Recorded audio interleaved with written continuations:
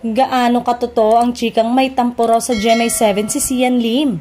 Naghihintay daw umano ang aktor noon ng imbitasyon sa ginanap na GMA Gala noong nakaraang buwan pero wala daw itong natanggap na pasabi sa namamahala ng nasabing event.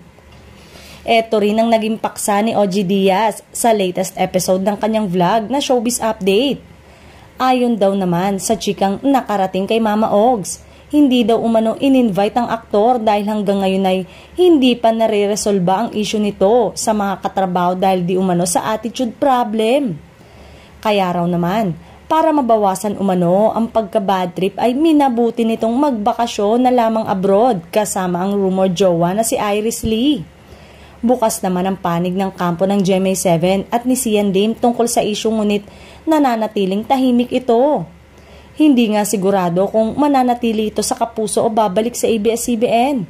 Kung sakali man umano, ay pagpapatuloy na lamang nito ang pagiging direktor. Maaalalang nagbalik sa pagiging writer at director si Sian Lim para sa kanyang film project ngunit sad to say nga na hindi tinangkilik ng mga manunood.